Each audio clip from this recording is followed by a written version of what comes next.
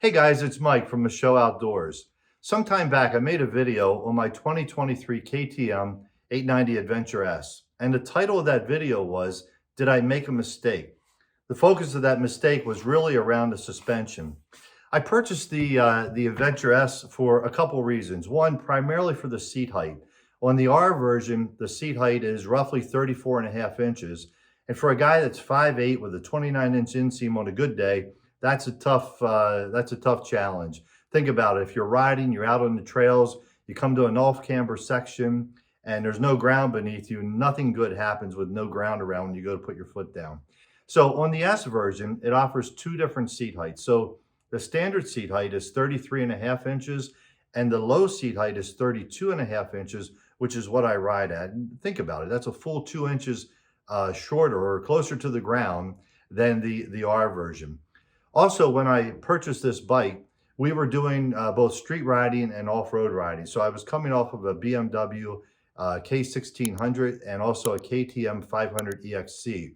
And so I'm thinking 50-50. I'm thinking the S version works great for me. The other consideration was that the S version comes through with a 2-year warranty and the R version only has a 1-year warranty. When I bought the bike, though, I was aware of one consideration, and again, it comes back to suspension.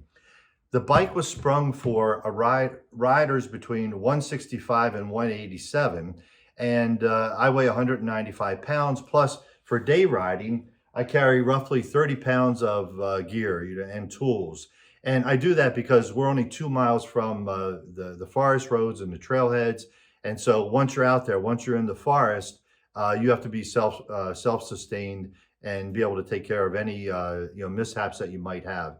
So 195 plus 30 pounds clearly puts me outside of that 165 to 187 range. So the 2023 Adventure S comes stock or standard with a WP Apex suspension.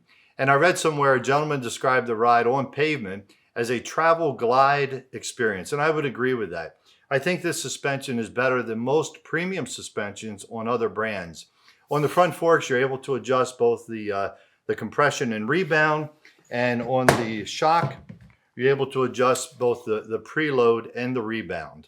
When you hit the paved roads with this WP Apex suspension, you experience a glide ride, as I mentioned earlier, especially when it's paired with the stock tires, which were the Pirelli Scorpion Rally STRs. So on paved road, fine ride. If that's all you're going to do, I'd recommend you stay with the stock suspension. But the moment you take it off onto forest roads or single track, you begin to quickly see the limits or experience the limits of this suspension. So if you ride down over like a washboard section, or you're going downhill in an aggressive fashion, and you hit the brakes a little bit harder, you'll quickly feel the front end dip. Or when you're going over that washboard section, you'll feel a lot of feedback or chatter in the handlebars, which is not confidence inspiring, and certainly it's not the kind of ride that you're looking for. When you're going to adjust the suspension, and again, I'm talking about the front forks, it was very difficult to find a middle ground. So it was either too soft or too stiff, but it was difficult to find a middle ground where you could ride the single track, the forest roads, and really feel comfortable that you're just going on a straight line, and your suspension is going to do its job.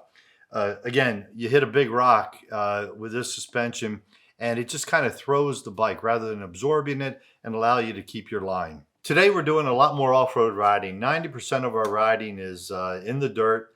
We're not worried about the paved roads anymore. Too many crazy people out there not paying attention, and we're really enjoying riding the dirt anyway. And so what I decided to do is change out the suspension.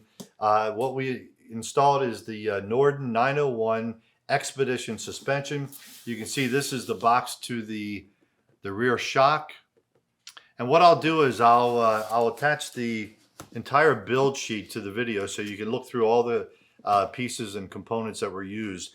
What's really great about this suspension system is we were able to lower it by 40 millimeters. So that's the equivalent of a seat height of 32 and a half inches. And that's the same as the low seat height on the Adventure S from stock. So we were able to achieve that. With the front forks, they're the WP 48 millimeter Explorer forks. You know, they have 3 settings, 3 different length settings. So right now I have it at line 2, which is the standard setting. You also have line 1, which is for stability, and then line 3, which is for better turning. Of course, with an upgraded set of forks like this, you're going to have compression and rebound settings. We have it set up a little bit on the softer side so it can absorb the rocks. When you hit the rocks, you want to be able to hit them and then come back to full height so you're quickly and immediately ready for the next hit. You also have a low speed compression, which is the brass screw that you see, and then of course you have a high speed compression too. And then this rear shock is a 46 millimeter PDS, or a progressive dampening system, adventure shock, and we have the sag set up at 60 millimeters. So that's the new suspension. It's the Norden 901 Expedition suspension, front forks, rear shock. I'm excited to get out there on the trails and see what this suspension can do. And as I mentioned earlier, I'll attach the entire build sheet to the video, and check back. I'll have some reviews once I put some miles or some time in the seat on this new suspension. As always, thanks for watching.